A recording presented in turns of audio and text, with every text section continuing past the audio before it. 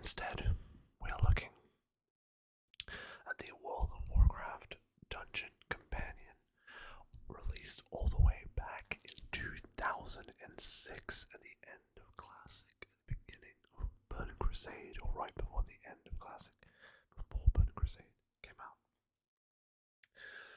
I didn't own this, it only arrived today, and I thought immediately, we gotta make a video about this.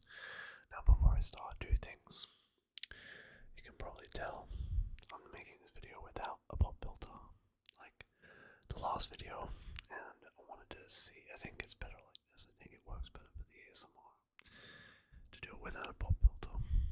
Besides, it's more convenient, instead of having a pop filter in my face trying to talk into the mic. And then we have what else was I going to say?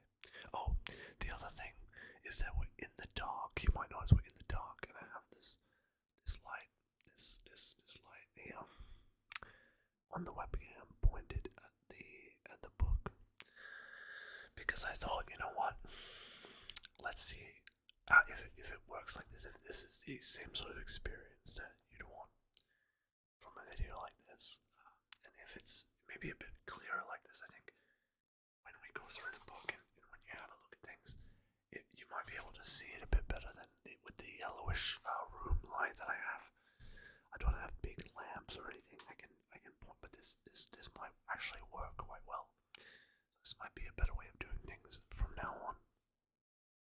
Anyway, with that, let's talk about this. Oh, have a quick sip of some ice cold water.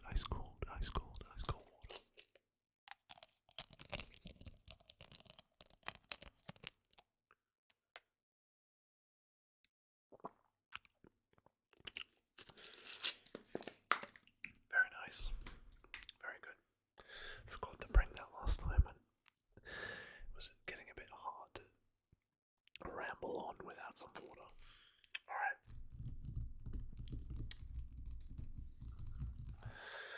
I have never seen this book in real life.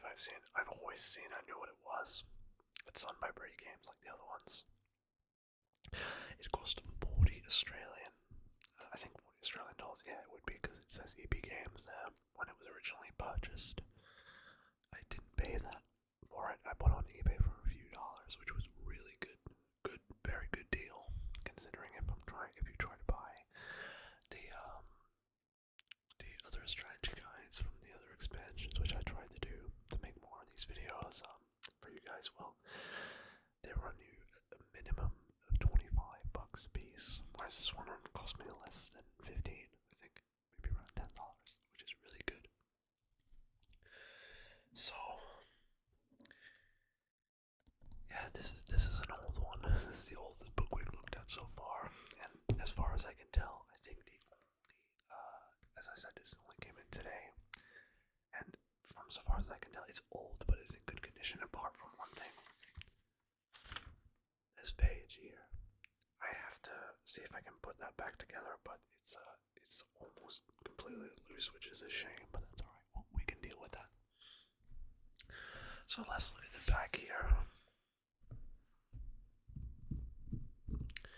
It says Rage Fire Chasm to Unkirage. Every raid, see, this is not just dungeons, every raid, every instance, right? So every dungeon and every outdoor encounter, so it has every world boss in Classic as well, which is very cool. So here we go. Expert strategy. We've compiled a crew of some of the most decorated players in the game. Their tried and successful tactics are sure to guide you through even the darkest pits of Azeroth. Maps, quests, and strategy guides. Maps, quests, and strategy in it. Maps, quests, and strategy for every instance. Maps, quests, and proven strategies for 20 and 40 man raids. Yeah, it was that weird time when it wasn't like 10 and 25 man, it was 20 and 40 man. Have you heard, wait what? Oh, have you heard of the legends of the Zurgos or Lord Kazakh, the Emerald Dragons, or the riches you took discover exactly what you need to take them down. So it has stuff about the world bosses, dungeons, and the raids. Very, very, very cool. Cost $24.99 US dollar, $29.99 Canadian dollars, or £16.99 pounds. And of course 40 Australian dollars. Let's have a look. So it starts with the contents page, as you'd expect. And you see all the different people that have written the different dungeons. Very, very cool. So it has all the different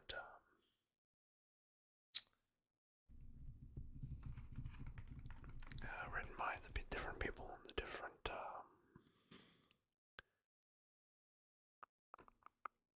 what's it called? All the different realms, yeah. So it isn't sorted by raid or dungeon, it's sorted alphabetically. And then the outdoor encounters are at the end. So we have Garage. Wait. Is that Garage? Is that Temple? Or I think it's both Temple and Ruins. Yeah.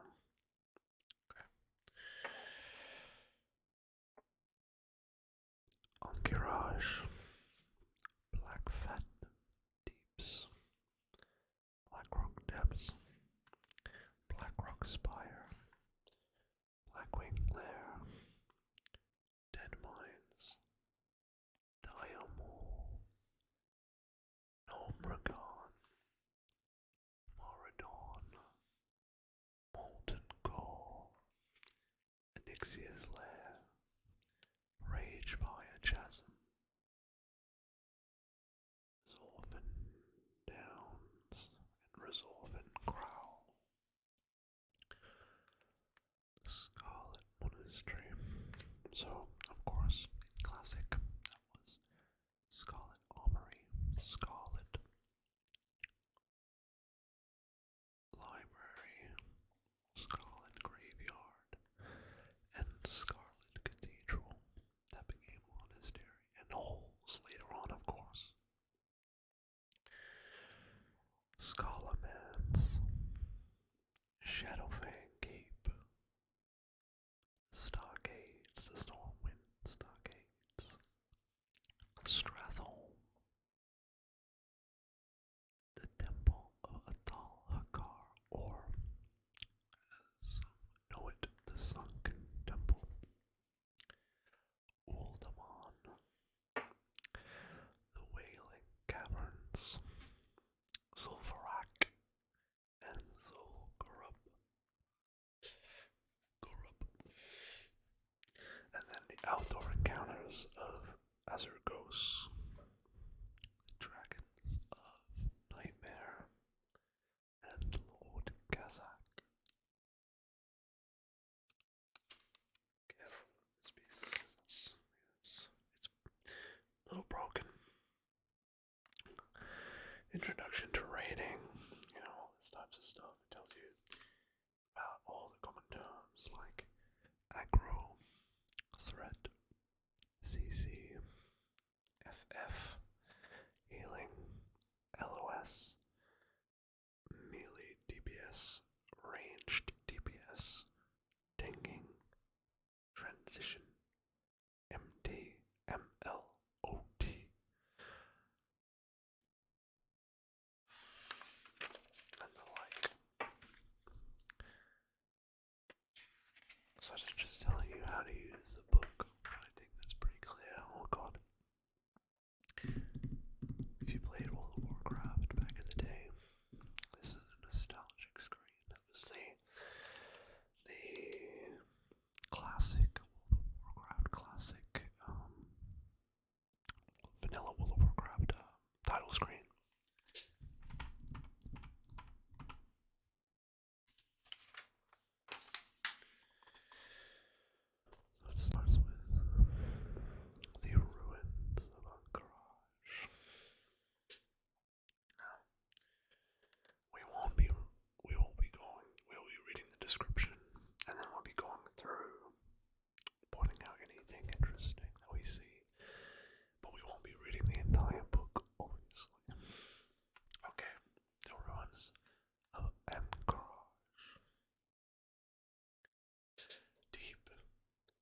deserts of Silithus lies an ancient and powerful race of beings known as the Karaji.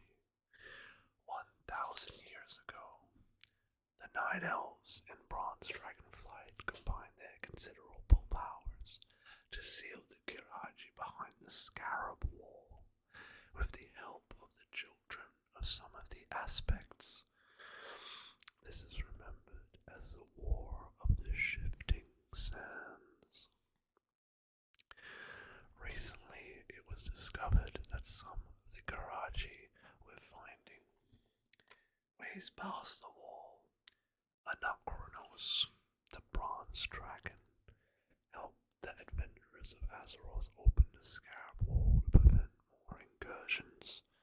The mortal races have now banded together to confront the evil Karaji on their own land. A champion has opened the gate, and the Holden Alliance have driven the armies of the Karaji back into the ruins, into retreat.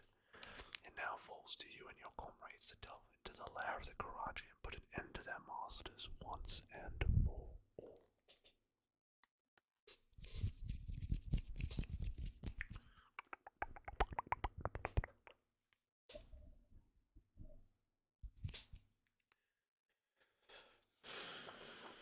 So it's located in Silithus. It takes about 3 to 6 hours to complete. That's crazy. And the bosses are... Oh wow, it's extremely in-depth. That's incredible. That's always beautiful to see. So... Oh god, do you remember when people used to use Ventrilo? It's crazy. And the quests and the drop tables, and all the different units. Very interesting stuff. I noticed that this book does not include Nexramas.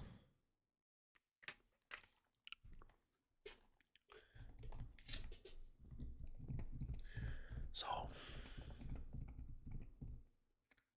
wait.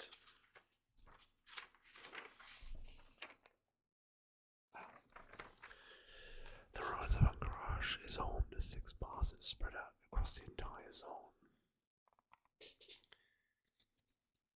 So, Kuranax is a simple encounter, but a very mobile encounter. If done correctly, this is a quick battle. General Rajax. This is the first battle. This is the battle that tests your rage, resolve, and endurance. It's an encounter of not only stamina, but of technique. A lot about General Rajax.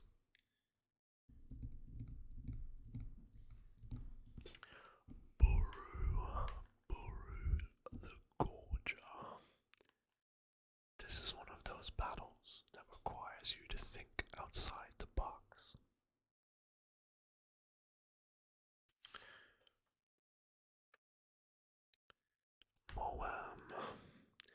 Moam can be either an incredibly simple fight or a near impossible one. Raid structure is key. Ayamis the Hunter. What could be worse than the endless wasp pulls you encounter in the ruins of Ankaraj? How about a giant wasp?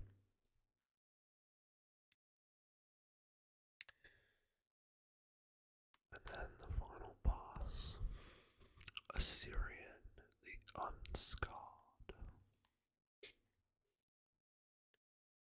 While the order you take on the last 4 bosses is optional, Assyrian the Unscarred is considered to be the final boss of the ruins of Ankaraj, and rightfully so.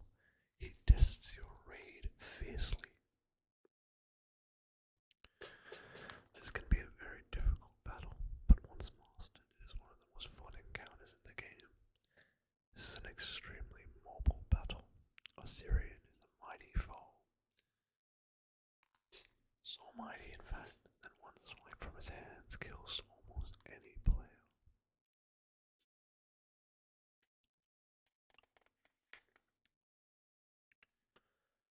Once it is mastered, it can be a very enjoyable and challenging experience to fell the Syrian and bring him to justice.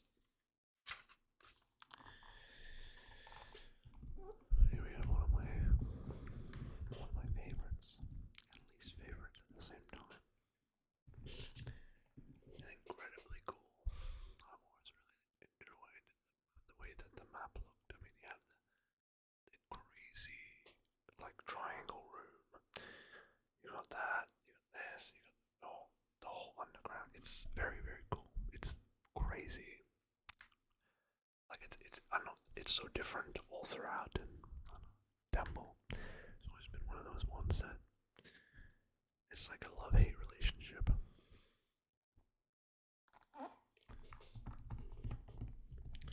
Dark whispers ride on the wind of the Silver's desert. An old god stirs in his wretched lair, and the entire world should soon be target of his wrath. After thousands of years of slumber, the old god Sethune has awakened and quickly regenerating his power.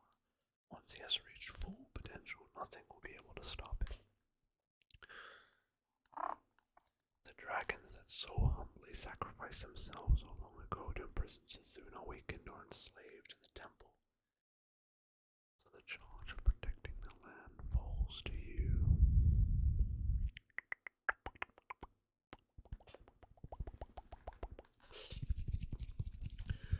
You must enter the temple of the Ankiraj, challenge Sethune's most wicked servants, and slay a god.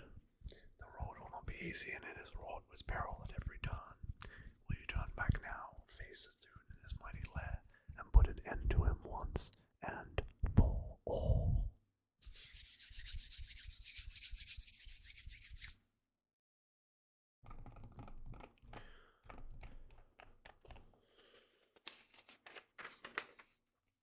Another raid in Silithus, of course. The entrance is next to the ruins of Ankiraj entrance.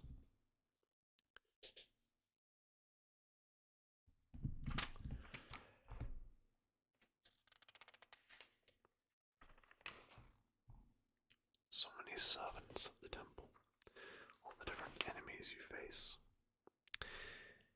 Here we have the masters of the temple. The first boss, the Prophet Scarum.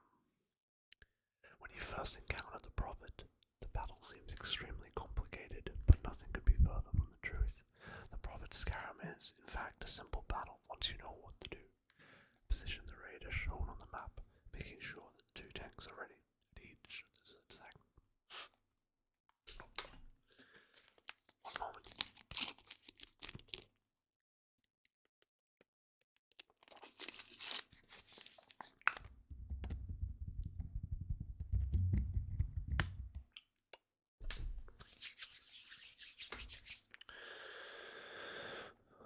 Position the raid as shown on the map, making sure that two tanks are ready at each of the designated spots. Your caster should sit atop the upper level, safe away from the danger. He does not have much health at all, so DPS notice significant drops on his health.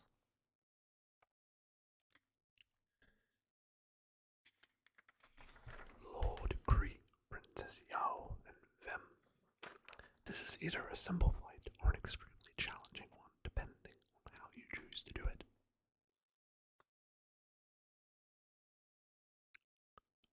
Yeah, quite infamous bosses in this raid.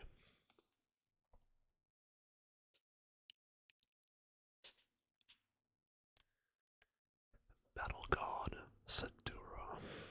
Battle Guard Satura is a battle of control. Each and every aspect of the fight must be managed and controlled perfectly in order to ensure success.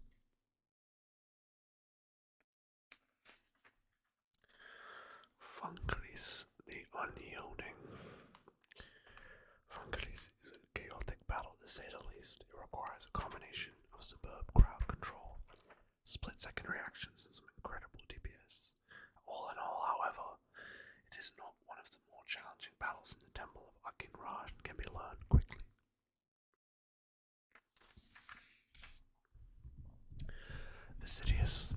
Fastidious now. That's if you know anything about World of Warcraft, Fastidious, or not World of Warcraft. I'm talking about if you know anything about the Temple of Ankarash and you've played it before, you'll know about Fastidious.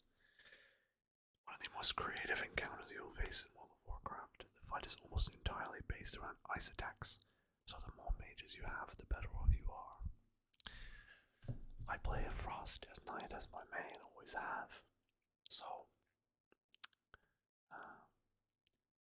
yeah, I never had a problem with him, but I can imagine back in the day, it would have been pretty tough.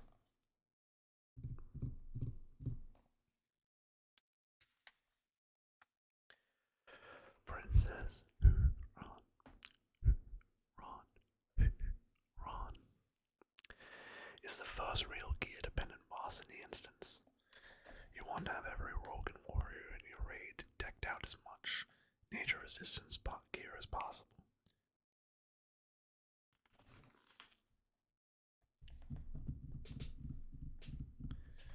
Then we have the famous twin emperors, Vek'lor and Vek'nilash. This battle requires flawless execution to win. Discipline will be tested in this encounter like none other.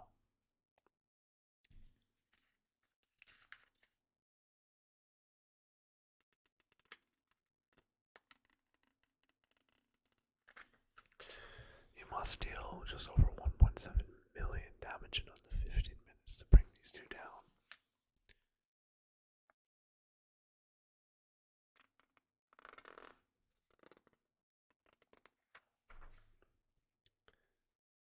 Uro.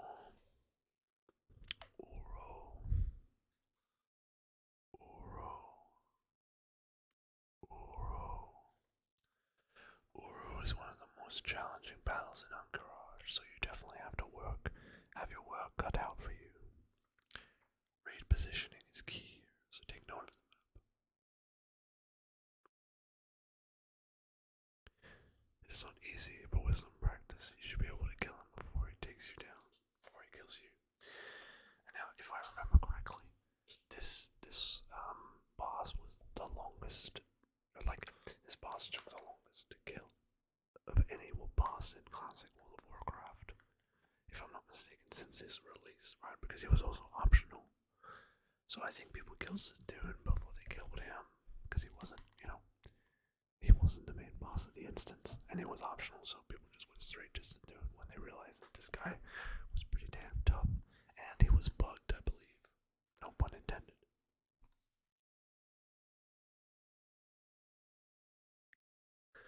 The Eye of Satoon, the old god himself.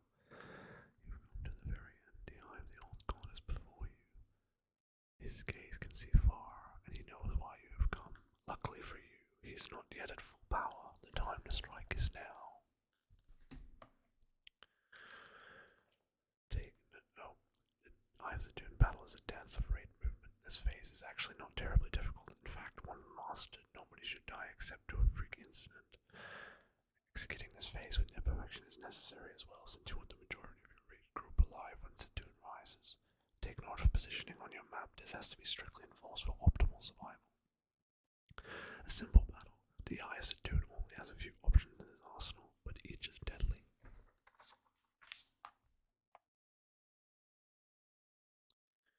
And then, when the Eye of Satoon ceases to exist, the body of Satoon rises. This is an extremely long battle.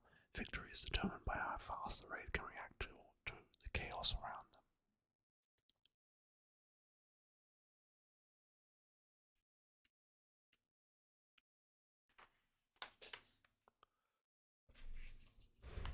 Excuse me.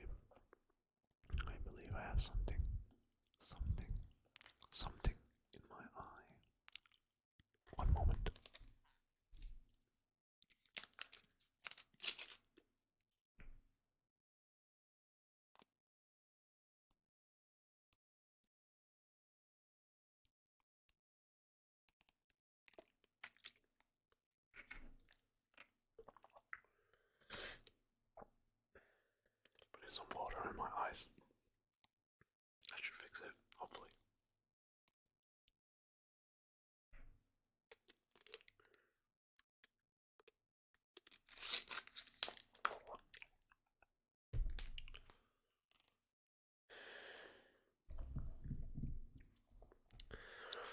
Those who desire rare, beautiful locations and find diet.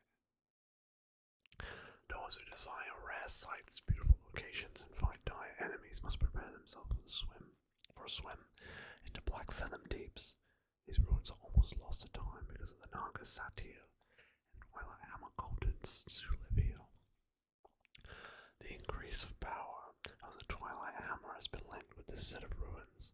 Whether you are a horde or alliance, these people are your enemies and must be stopped. Look below to find out what can be done and how to destroy the blossoming evil in this former place of elven beauty.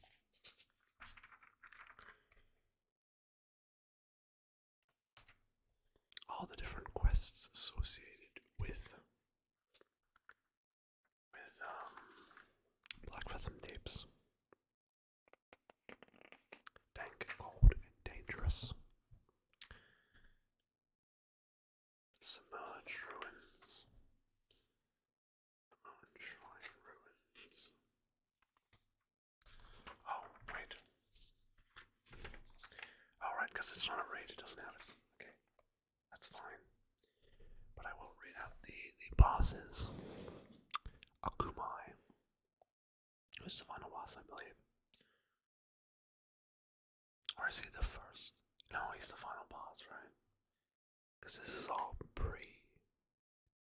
like before it was all redone in Cataclysm.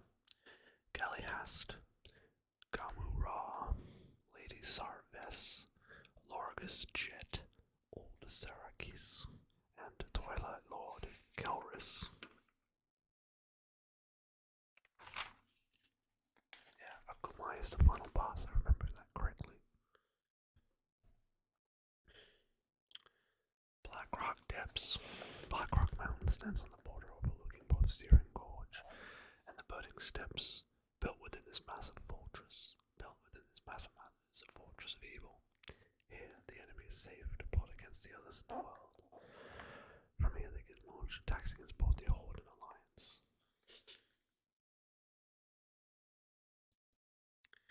Of course, everyone knows, if you've heard of this dungeon, it is the longest it would be the longest, wouldn't it? It is the longest dungeon with the most amount of bosses of any dungeon. And there's so many different quests you can have. Look at that, all those pages is just the quests.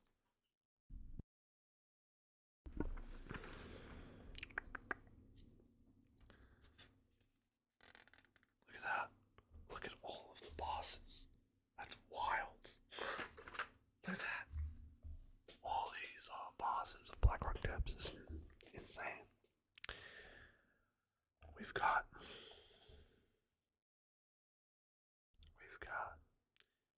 Ambassador, Flamelash, Angarel, Anubishia, Baelgar, Darkkeeper Bethek, Darkkeeper Ofgood, Darkkeeper Belver, Darkkeeper Ugul,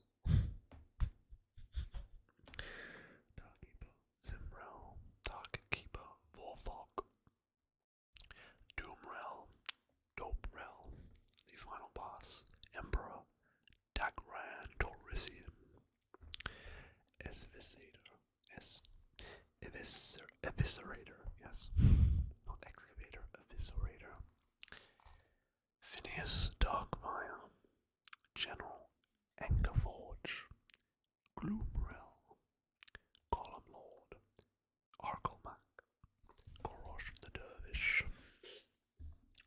gosh, so many, Hadrel, Magmus, Grizzle, High Interrogator, Gerston, Hedrum the Creeper, High Priestess of Taurisian, Houndmaster, Krebma, Hurley Black Breath, Lord Incendius, Lord Rockall, Thor the Breaker,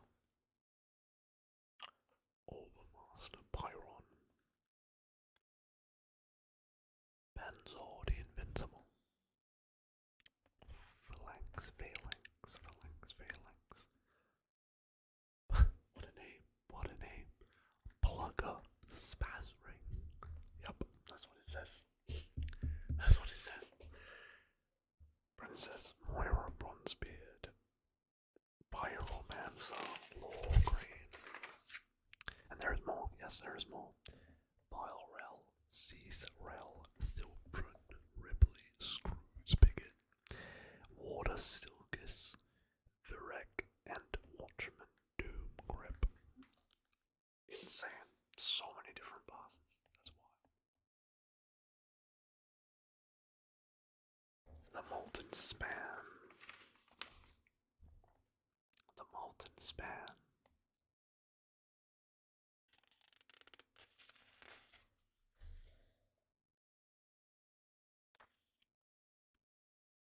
The Domicile, Shadowforge City. The Dark Iron Highway.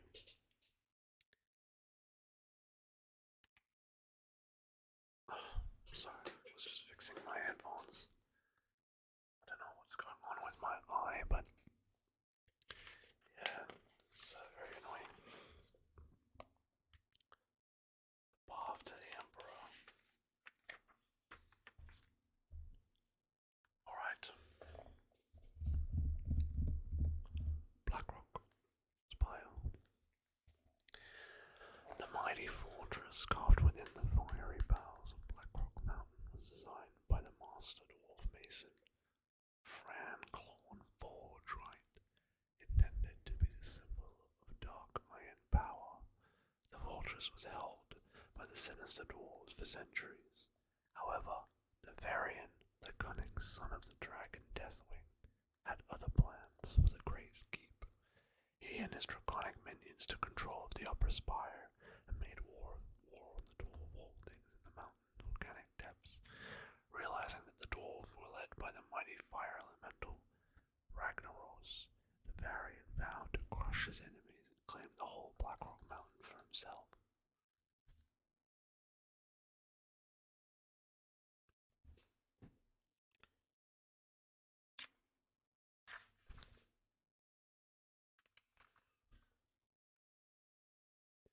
I like all the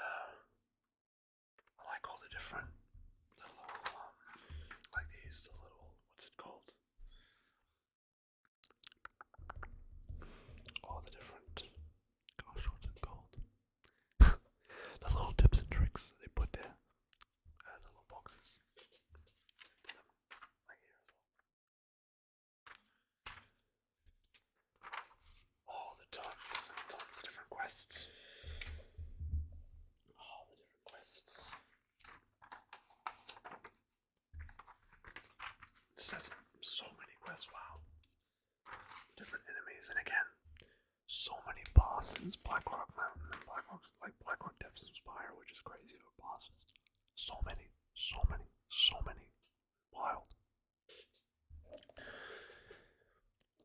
Panic, Grim Axe, Crystal Fang, General Drakarsath, Gok Mashgut, Gizrael the Slavener,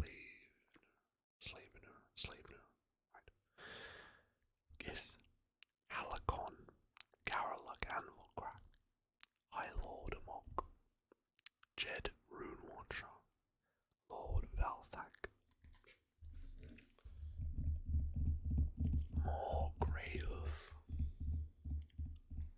Mother Smolder Web, Overlord Worm the Lack,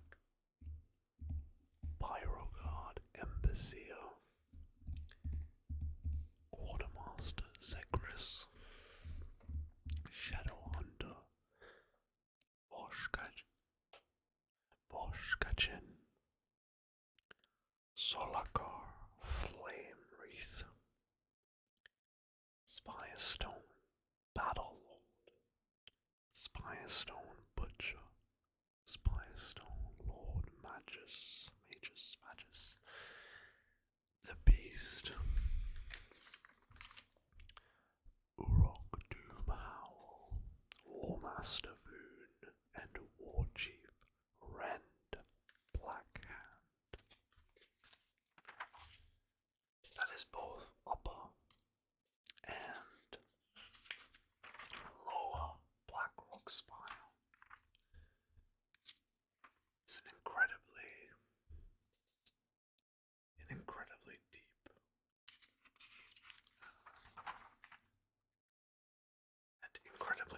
lives. Um, God, this is wonderful. Having this back in the day would have been a blessing.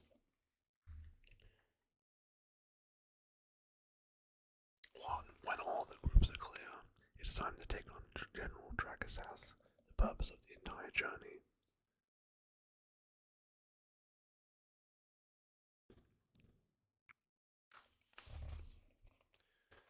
Blackwing Lair. Blackwing Lair is the home of Onyxia's brother, Nefarian, and the brood of the Black Dragonflight. The lair itself was created by the dwarves and recently conquered by Nefarian and his dragonkin companions in his quest for power of Azeroth. From Blackwing Lair, Nefarian plots to do what his father, Deathwing, presumably failed to do: create a chromatic dragonflight by capturing members of each of the 5 flights.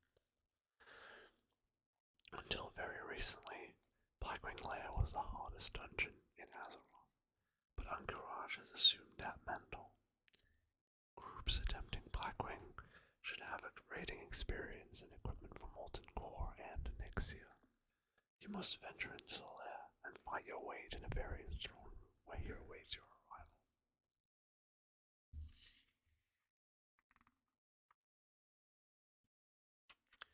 The bosses of the Blackwing Lair are Razorgore, the Untamed, where you have to go and destroy all the eggs. Yes. Pretty iconic boss if you've played the game before. If you've done that raid, you know all about Razorgore, his instant kill, stuff, and then of course Valistraz the Corrupt, or Valistraz the Guild Breaker. You may recognize Valistraz from one of his other forms, Valen, or Valistraz the Red. However, this is Valistraz the Corrupt and an entirely new entity. He is a powerful red dragon that vowed to hunt Nefarian until he's defeated or death takes him. However,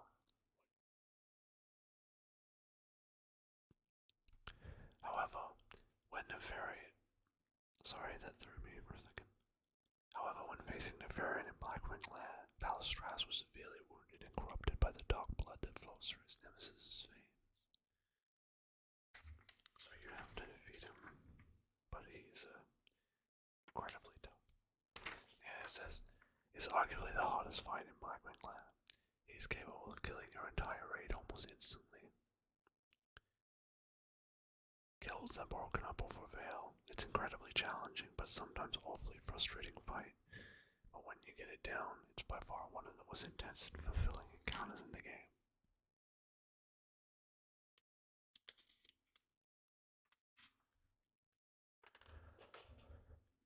Broodlord Lashleia.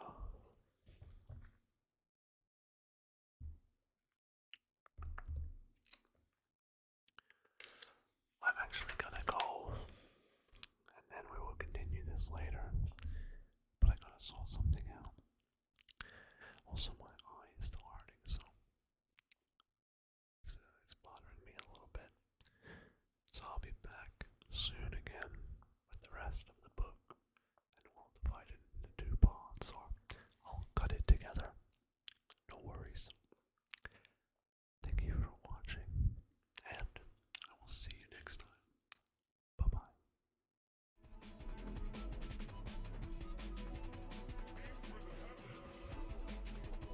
I'm back. Hello everyone. I'm back. My eye's fine now. Yeah, I don't know. Must have been a strain or something. It was not pleasant, but it's the next day. And I'm ready to look at the rest of the World of Warcraft Dungeon Companion. So I'm not going to split this up into 2 parts. I'm just going to edit it together. And yeah, it'll just be one long video for you guys. So thank you for watching, and let's get started. Oh, let's have a song.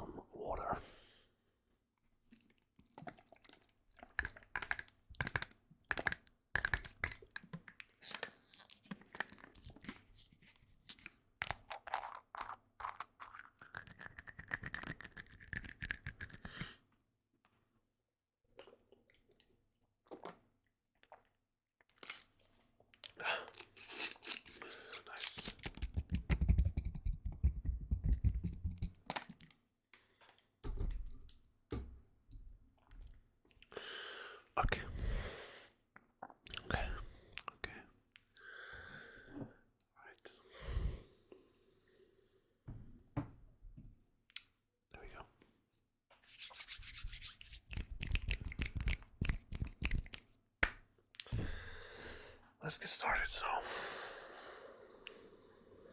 where do we leave off? If I'm not mistaken, we did Blackfern Deeps, we did Blackrock Depths, we did Blackrock Spire. We were in Blackwing Lair, if I'm not mistaken. Blackwing Lair, here we go. So we went through this. We talked about Razorgore the Untamed. We talked about Valistraz. We did. Yes, we did. We talked about Valistraz. We talked about Broodlord's Lair. And I think we were here. The packs of goblins and the first dragon. Well, I guess technically the second one. But the first of the sort of fire dragons. The black dragonfly fire dragons that fly around the instance near the end. Firemaw is one of the harder fights in Blackwing Lair. He has an AoE fire attack. Enough burst damage to occasionally instantly kill the MT, and the introduction to what is soon to become your new least favorite spell, Wing Buffet. He is definitely the hardest of the three drakes, and some of the strategies learned on him will be used for every drake. He has an abundance of hit points and takes some practice to kill.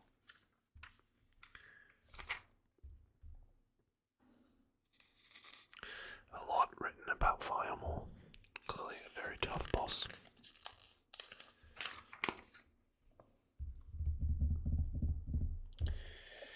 Master Elemental Shaper Grixix.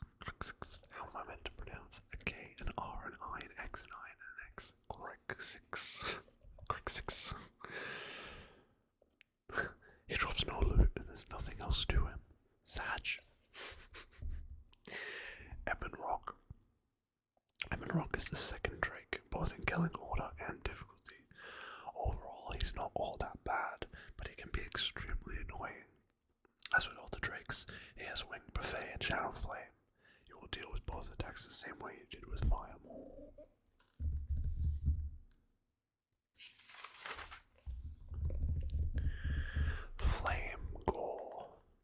Flame Gore is the final and easiest drake.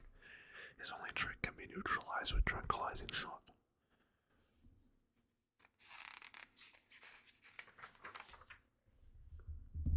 And then we have arrived at the boss before Nefarian, Chromagus. Chromagus is a very long fight, and there's a random element to him.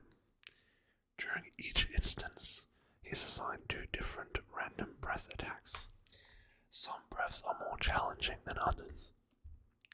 The fight is made easier by using line of sight to avoid getting hit by his breath attacks. Once everyone is familiar with how the fight works, he will take a long time to kill, but he's not all that hard.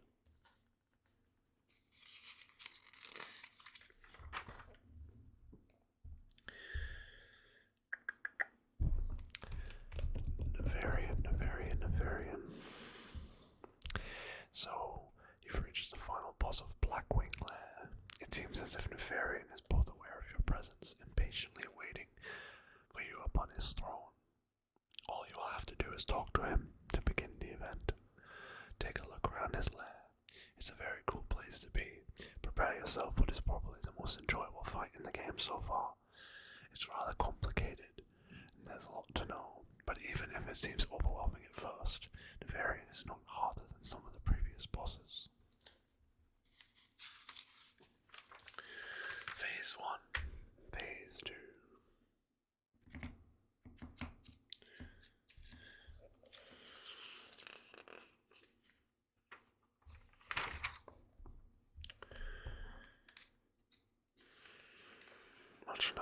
Much like Onyxia, Nefarian always drops a head of Nefarian in addition to his other loot when he is killed.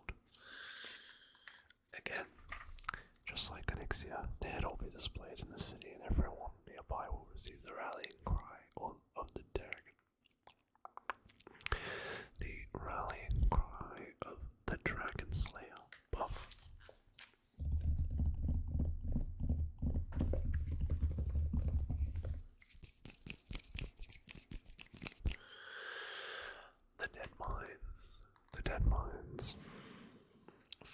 Alliance members who are passing their 20th level and are interested in learning about complex grouping strategies and the greater challenge of world dungeons. There's a place that provides all that and more. The Dead Mines. In the town of Moonbrook in southwestern Westfall. There's a place of infamy where the Daffius Brotherhood launches its foul plans to disrupt Stormwind's fine kingdom. Its leader is Edwin Van Cleef, a former man of esteem and respect, but has turned his back to crime and murder most foul. To make a greater name for yourself and simply to end his terror, gather 4 companions and seek the Dead Mines.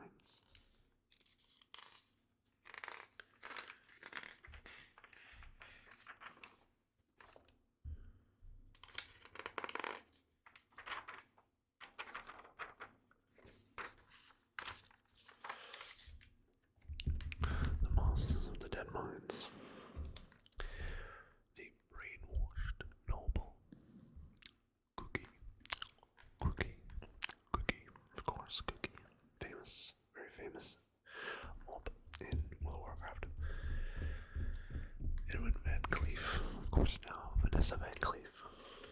Captain Greenskin. Mr. Smite, another famous character. Sneed and Sneed Shredder.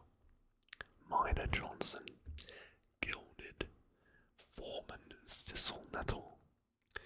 And Rakzor.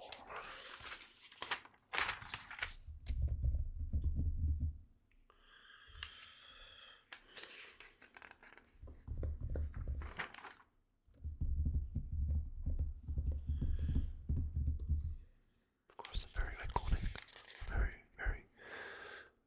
iconic,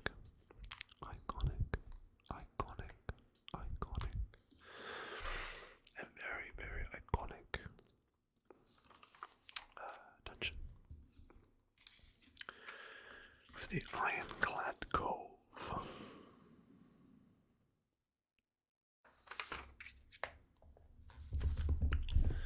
Here we have Diamol. Deep in the forests of Faralas lies the elven fortress of Diamol. The fortress is now host to a wide range of residents, from ogres to ancient guardians, while it's rumored some highborn still reside in the Athenaeum. The mystery surrounding Diamol draws adventurers from all over the world. What else lies within the decaying walls?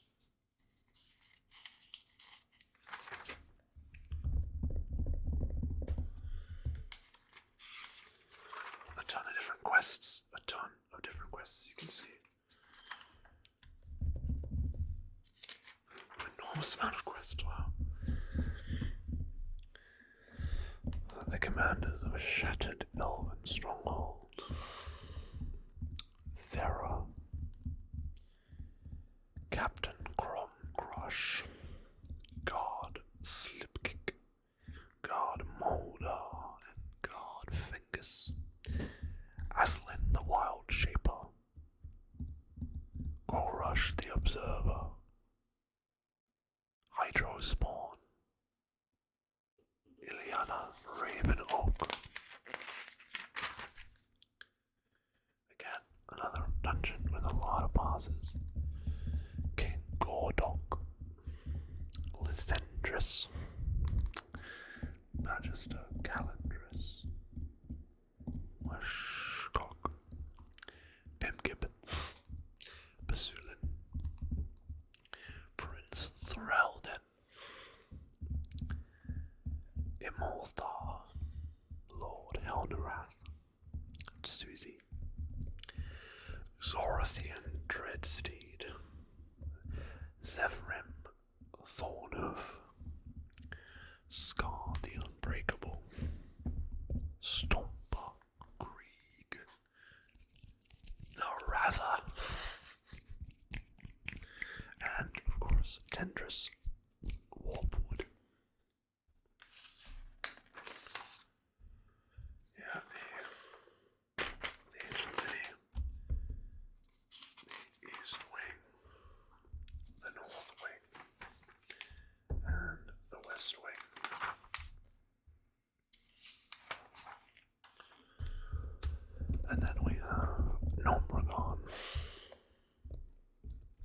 as I used to call it when I was a kid. Gnomeregan. Yes. Gnomeregan. Gnomeregan. Gnomeregan is the technologic and political capital of the Gnomish people. Yet it has been abandoned by their finest and healthiest minds. While preparing a potent weapon against the trolls, the gnomes made a few mistakes and ended up poisoning their entire capital. Now only damaged machines, diseased creatures, and other horrors wander through the halls. Yet the gnomes are not content to sit idly by and ignore this problem. Many of them yearn to restore and return to Gnomeregan and maintain their level of technological expertise. It is likely that you'll be called upon to aid in this task. Steady yourself and seek Gnomeregan when the time is right.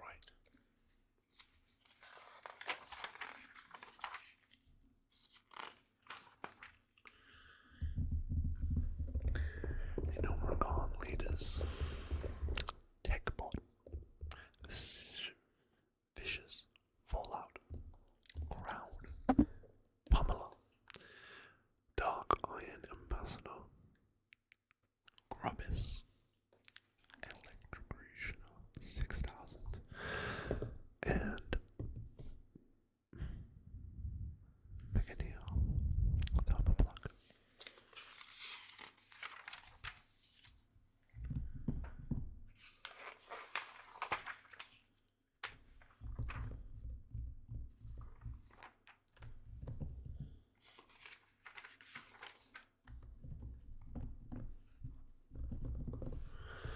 Mordon.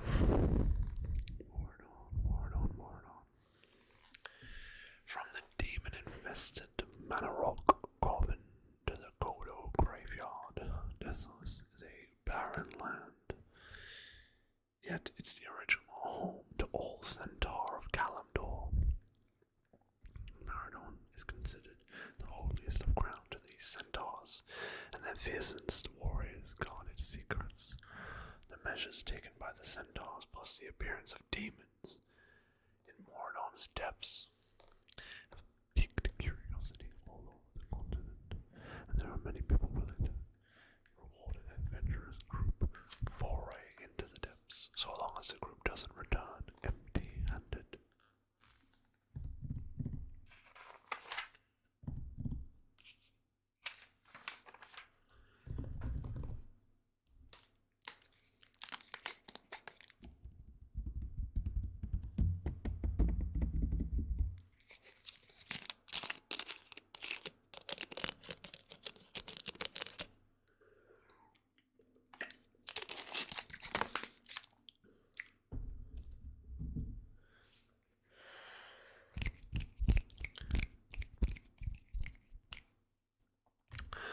The leaders of Mordon.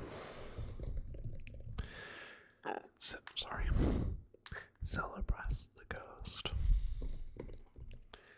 Landslide. Lord Wild Tongue. Noxian. Nameless Prophet.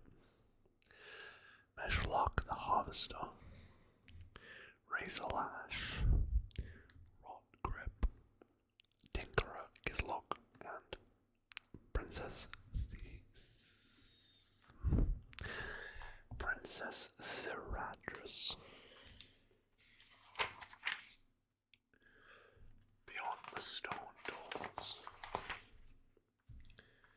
Shadow Shard, Amber Shard.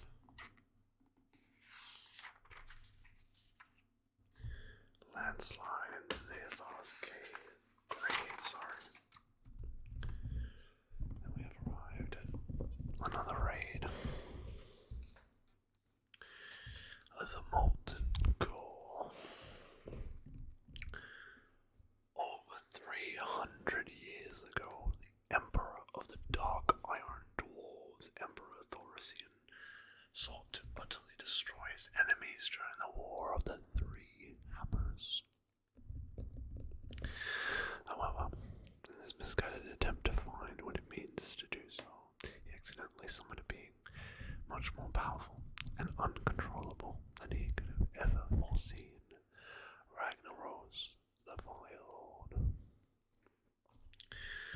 Instead of summoning a potentially willing slave, the Emperor opened the gate to the elemental plane through which Ragnaros erupted. The summoning was so devastating that it created entire Azerothian regions that are now known as some of the most dangerous areas on the continent. Searing Gorge, Burning Steppes, and of course, Black Rock Mountain. Now, some 3 centuries later, Ragnaros slumbers at the core of the mountain, regaining his strength. His powerful elementals command the dark iron dwarves with an iron fist, enslaving them to create a formidable enemy born out of earth and fire. It is your duty to enter the bowels of Blackrock Mountain into the molten core itself to slay the agents of Ragnaros and ultimately summon the Fire Lord, whom you must send back to the Eternal plane from whence he came. Okay. Of course, you can receive the legendary weapons, the Thunderrod, the Windseeker, and of course, Ragnaros's hammer. I do not remember what it's called. I was about to say Doom Hammer, but that's Thralls.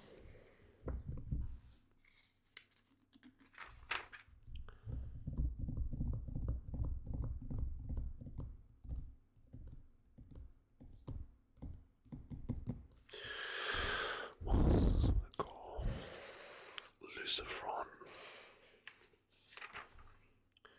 the weakest of the 4 captains. Magmadar,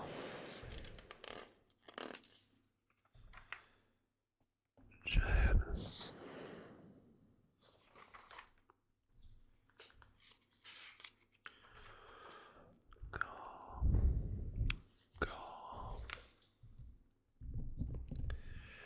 Baron Geddon,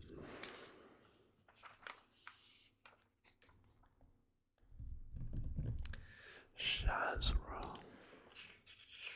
one of the most difficult encounters inside Molten Core. Golbag the Incinerator, an incredibly simple fight.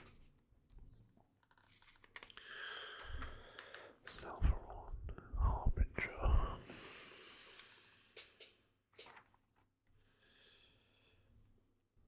The Lord of the Core, Major Domo Executus. This is by far the most technical fight Molten Core has to offer.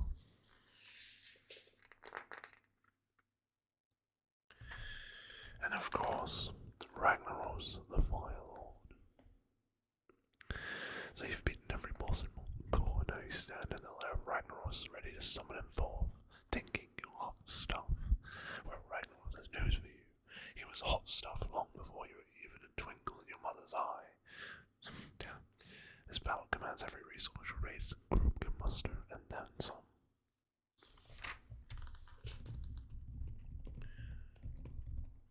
$1,000,000 HP.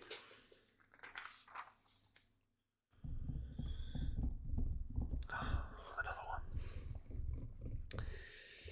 Anixia, daughter of the Black Dragonflight leader Deathwing, has made her lair deep in the swamps of Dustswallow Marsh. Players looking to kill Anixia must perform an elaborate series of quests to obtain the Drake Fire Amulet, the key to the lair. Only the most seasoned and prepared players should attempt to slay Anixia. If you succeed, you will be rewarded with powerful items and hailed as a champion in your capital city.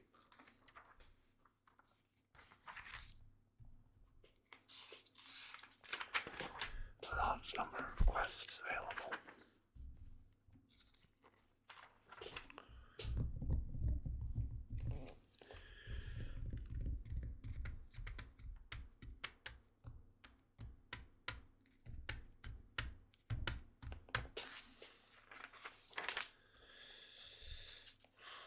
Incredible, highly detailed the positioning. It's very, very cool that they've done this. So many pages about one fight. It's amazing.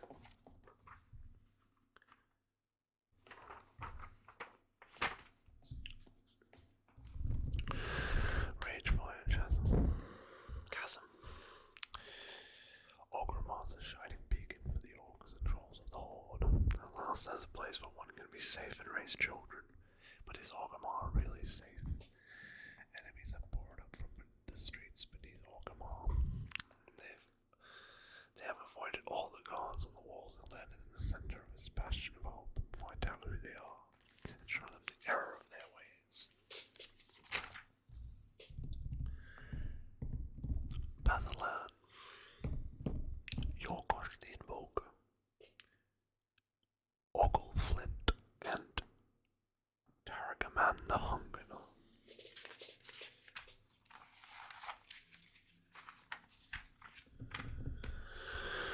Resolven Downs, a bastion of power where the Quillbore sits in the southern barrens. Or is it skeletons and spirits wander the passages alongside the Quillbore? Have they been infected with the plague? Have they learned necromancy? These are options a danger to all of Kalimdor.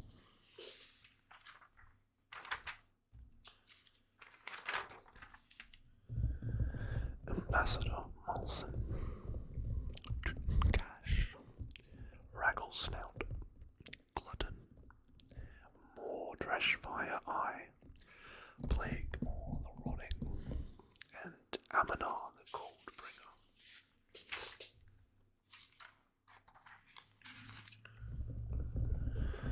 Resolve and Growl. Little is known of this stronghold of the Quillbore. All who enter are killed. Those who escape do so in such a state that they never make it far before death catches up with them.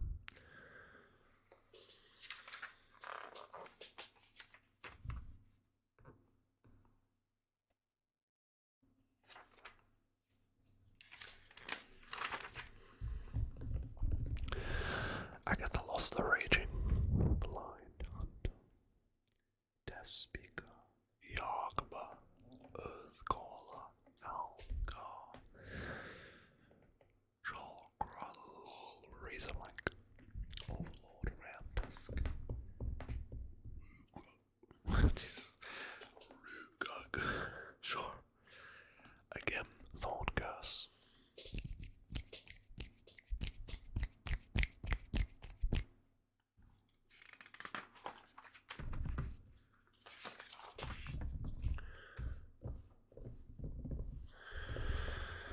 Scarlet Monastery, of course, at this time still divided into four. The library, the armory,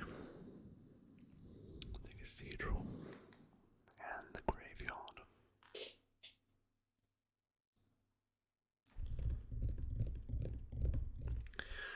The Scarlet Monastery, home to the Scarlet Crusade, is a prime location for those players who have reached mid-30s in level and are looking for a good challenge with spectacular rewards.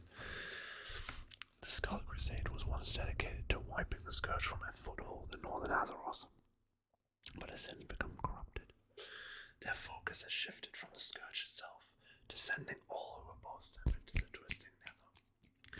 Located northeast of the ruins of Lordaeron, the known center of undead power, the Scarlet Monastery is home to this fanatical group of soldiers, crusaders, monks, and practitioners of magic.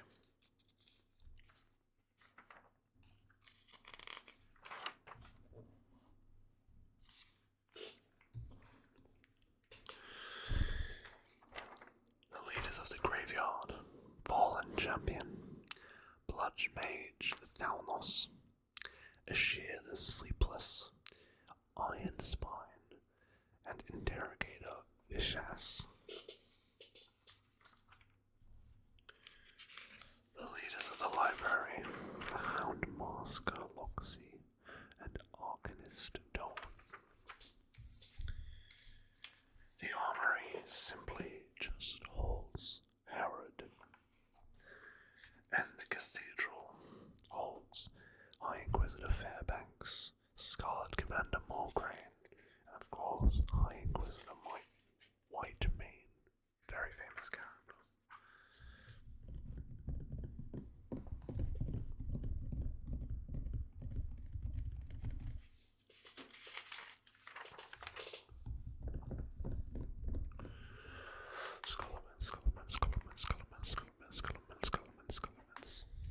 The ancient ruins.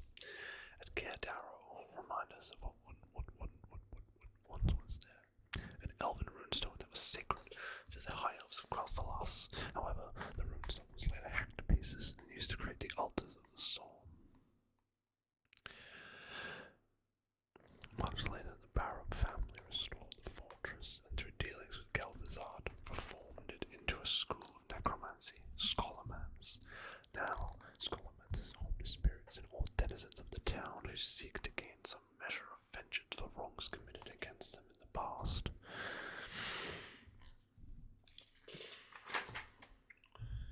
I remember old Scholomance being a particular favorite of mine.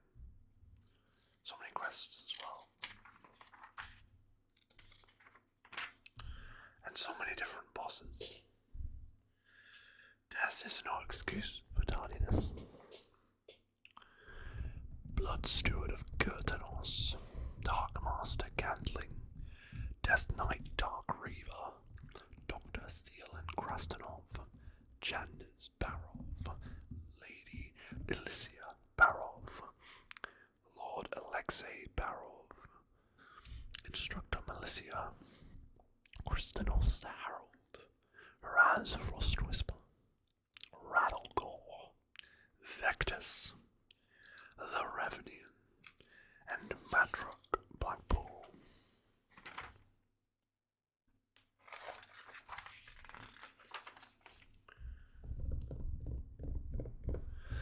Shadowfang Keep.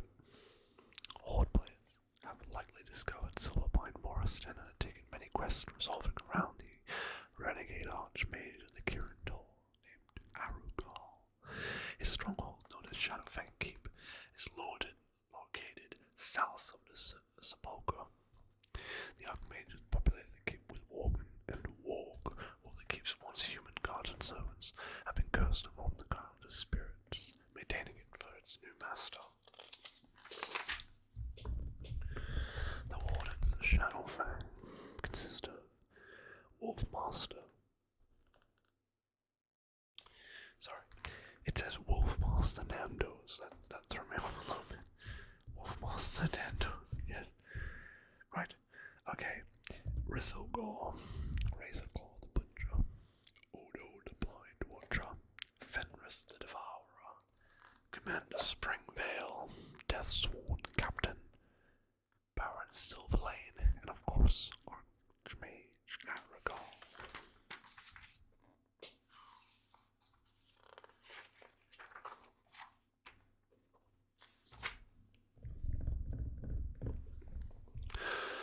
The stockades. There's corruption in the heart of Stormwind. Those loyal to the people in the crown have tried to lock it away in the darkness beneath the city. But evil festers and grows in such places. One of the city jails, simply called the Stockade, has been overrun by its prisoners, primarily those loyal to the Defiance. These evil folks have murdered some of the guards and chased out the others. They're in full control now, and it's all that the warden can do to keep them from spilling into the city. You and other adventurers have to quell this rebellion.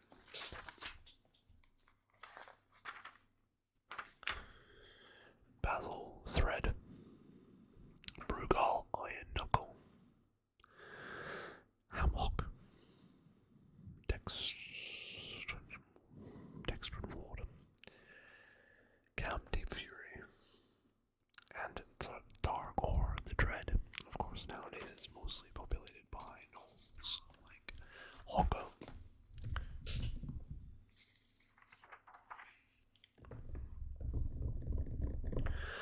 Strathhole, standing on the northern border of the eastern Plaguelands. Little is known about Strathhole. Rumors say that some of the town's residents were able to survive the horror that devastated the lands outside.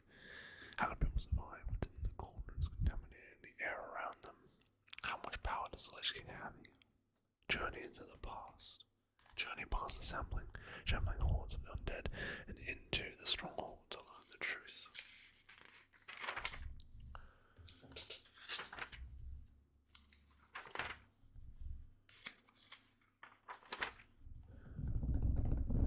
Plenty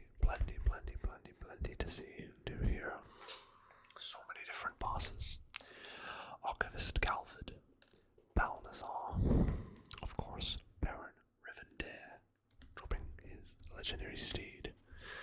Baroness Anastari, Blackguard Swordsmith, Cannon Master Wiley, Crimson Hammersmith, Grand Crusader Dethorian, Half-Singer Forreston, Jareen, Magistrate Breathless, Malaki the Pallid, Malor the Zealous, Naruban Khan, Postmaster Malone, Krumstein the Gorger, Skull, Sothos, Stone Spine, Timmy the Cruel, and the Unforgiven.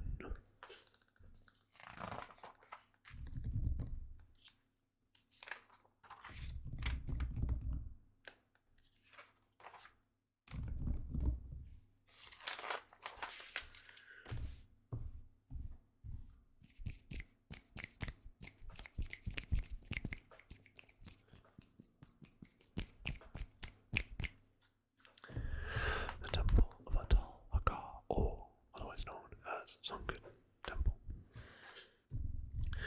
Deep in the swamp of sorrows stands the Temple of Hakar. Long before was kept outside from entering. Now sages from distant lands feel a disturbance. Something is moving within the temple.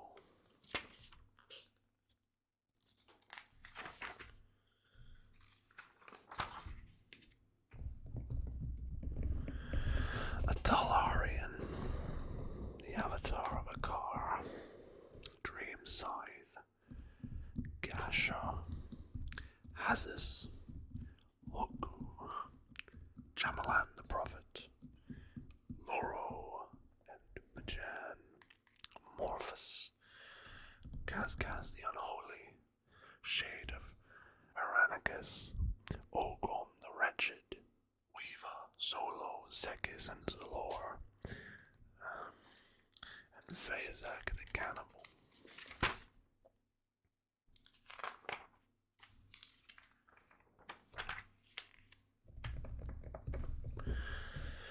Digging deep beneath the surface of the Badlands, the dwarves of Iron Forge discovered ruins much more ancient than anything previously unearthed.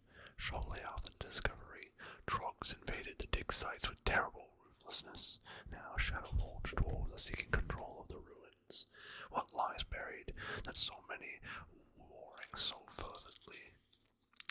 has so many warring fervently, descending into the dark vessels of the caves and tunnels is the only way to reclaim the treasures for yourself. Many different quests for the Alliance. Plenty. And plenty for the Horde as well. The overseers of Voldemort include the Ancient Stonekeeper, Balog, Eric the Swift, Galgan Firehammer, Ravelosh, Ironya, Olaf, Grimlock, and of course, Arcadis.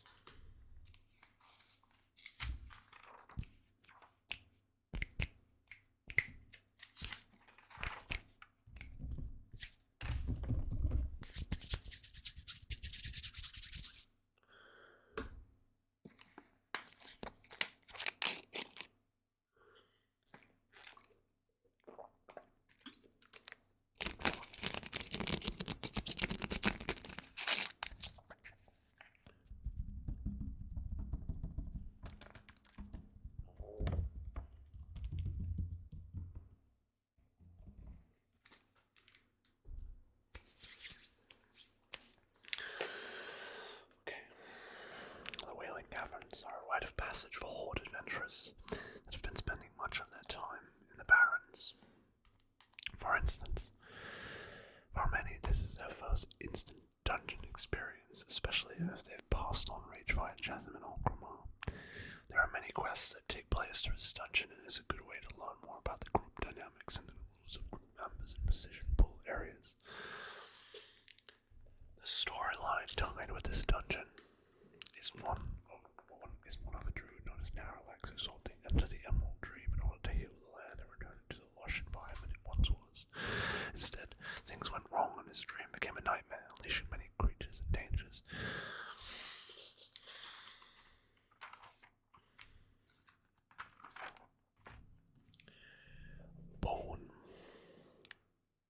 Kresh, Lady Anaconda, Lord Pythus, Lord Goldbrain, Lord Serpentis, Mad English, Mutinous the Devourer,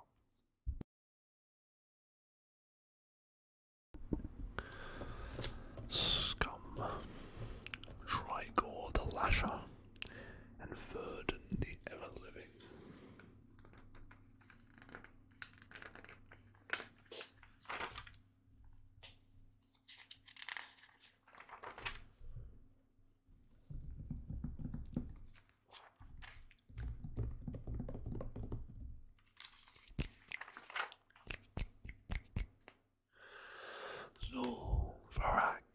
Zul'Farrak is a place of ancient worships where the trolls of Tanaris fiercely guard the approach to their leaders and secret beasts.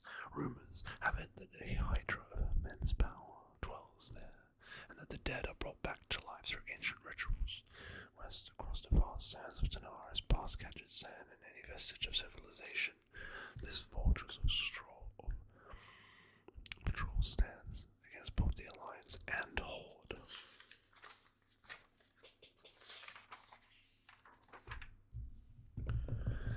Andosul, Ruslu, Shadow Priest, Scissors, Witch Doctor Zumra, Zerelis, Zika the Mardo, Necrum Gutredger, Hydromancer Varaltha, and Chief Occurs Sand Scalp. And I believe this is the final one. The final one. This obviously changed to, like Suleiman changed to a dungeon by Cataclysm, sadly. Was a raid back in the day. Ages ago, Zul'Gurub served as the capital city for the powerful troll tribe known as the Gurubashi. This would not last for long, however, as it was soon destroyed by civil war and corruption from within. Centuries later, Atalai priests and priestesses used the once very ancient city for their evil deeds, attempting to summon the blood god Hakar, the soul blood. The blood god, blood for the blood god, blood for the blood god Hakar, the soul player, who was vowed to consume the world whole. In response to the Atalai treachery, the remaining troll tribe sent its 5 champions to seal away Hakar for eternity. However, instead of a great victory over the blood god, they found other defeat, as Hakar himself corrupted them, forcing them to make him even stronger.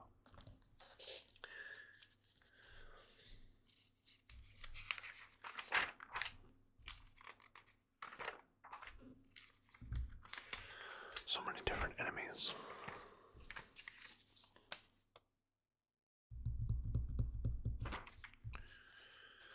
The High Priests of Zul'Gurub. High Priestess Yeklik. High Priestess Yeklik holds the title of the Bat aspect of Zul'Gurub. High Priest Phenoxys. Phenoxys is the snake aspect. High Priestess Marlai is the wretched spider aspect. High Priestess Thekal is known as the tiger aspect. And High Priestess Harlock, the panther aspect.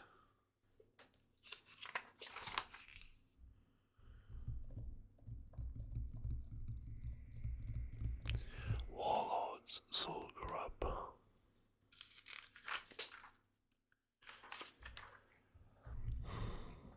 Hakar the Soul Player.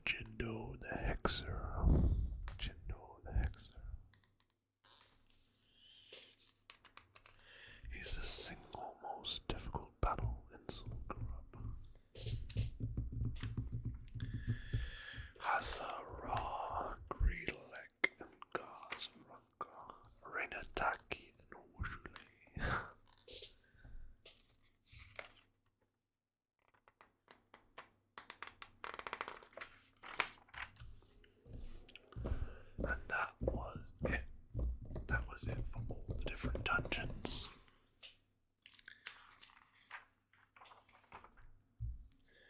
Now we saw the world encounters.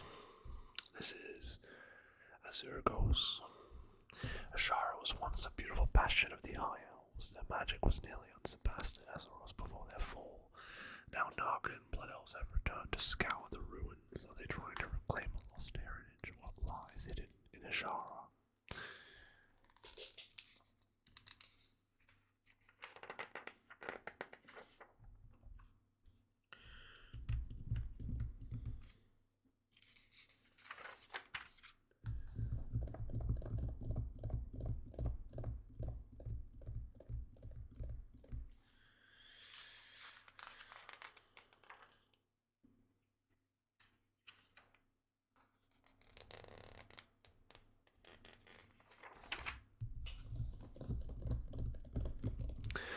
The Dragons of Nightmare. Amiris, Lathon, Thera, and Ysandre, once trusted servants of Ysera in the Emerald Dream, have been corrupted by the nightmare that spread throughout. In their madness, they've left the dream and entered Azeroth through portals throughout the land, set on bringing destruction to the mortal realm. Ysera, the great dragon aspect, rules over the enigmatic dream dragonflight. Her domain is the fantastic mystical realm of the Emerald Dream, and it's said that she did from there guides the evolutionary power of the world itself. She is the protector of nature and imagination and is in charge of her flight to guard all the great trees across the world, which only druids use to enter the dream itself. In recent times, Ysera's most trusted lieutenants have been warped by the dark new power within the Emerald Dream. Now these wayward sentinels have passed through the great trees into Azeroth, intending to spread madness and terror throughout the mortal kingdoms.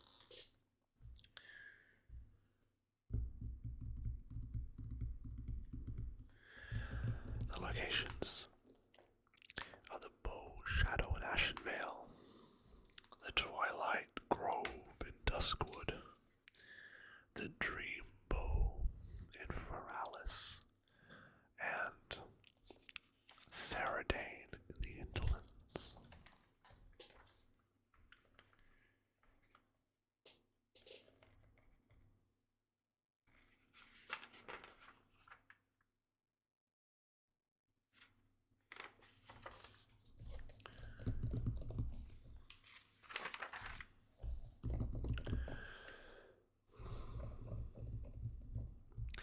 And there is a mysterious dark power within the Emerald Dream has transformed the once majestic Amiris into a rotting, diseased monstrosity.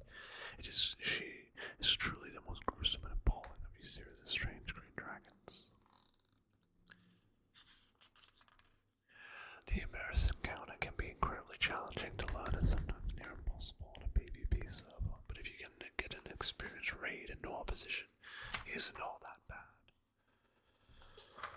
Lethon's exposure to the aberration within the Emerald Dream not only darkened the hue of the mighty dragon's scales, but also empowered him with the ability to extract malevolent shades from his enemies. He is by far the hardest Emerald Dragon. Only experienced raid groups should even attempt him.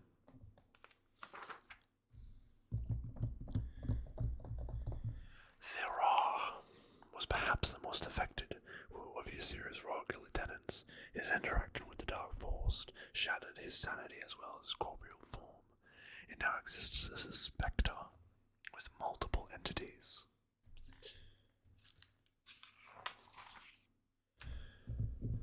And Ysandre, once one of Ysera's most trusted lieutenants, has gone rogue and sown terror and chaos across the land of Azeroth.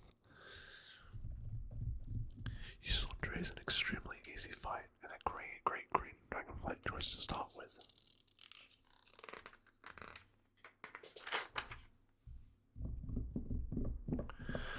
Lord Kazakh, the blasted lands will never be safe again. The wildlife has been forever tainted by the demonic energies issuing forth from the dark portal. Demons of incredible power have made the tainted scar their home. The demon lord himself, known as Lord Kazakh, resides. What evil is it plotting? Was it what evil is he plotting from inside the dying valley?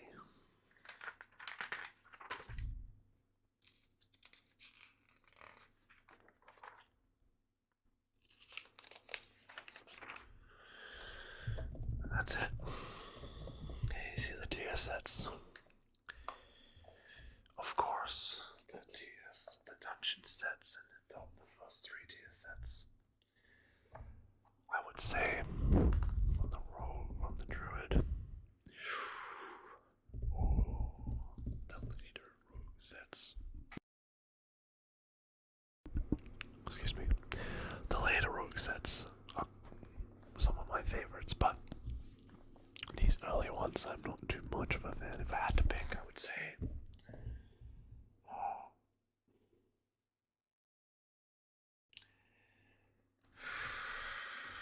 probably tier 1 or tier 3 with Hunter.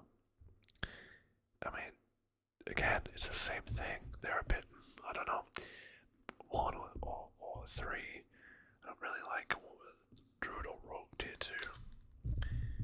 With Mage, it's gotta be tier 1.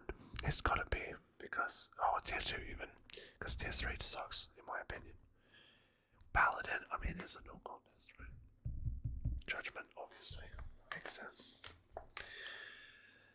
Priest, I actually really love both tier 2 and tier 3.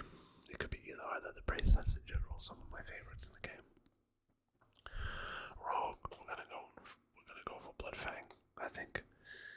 Shaman, we're gonna go for, yeah, probably 10 Storms, right?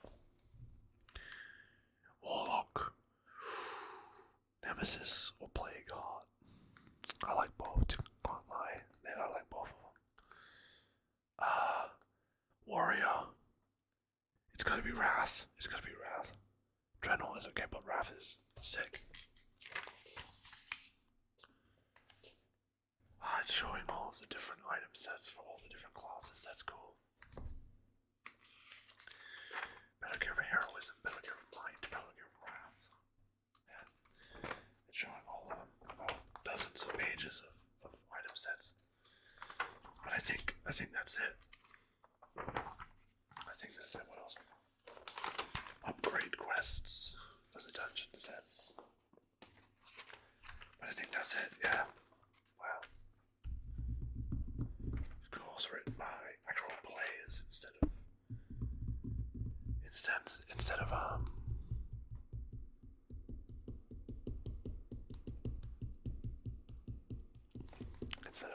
developers. And the World of Warcraft Atlas. I've been actually trying to acquire one to have a look at with you guys. If I can get one on the Jeep, that would be really nice. Oh, that's very cool. Look at that. That'd be amazing to have, right? Practically impossible now, I assume. That's it.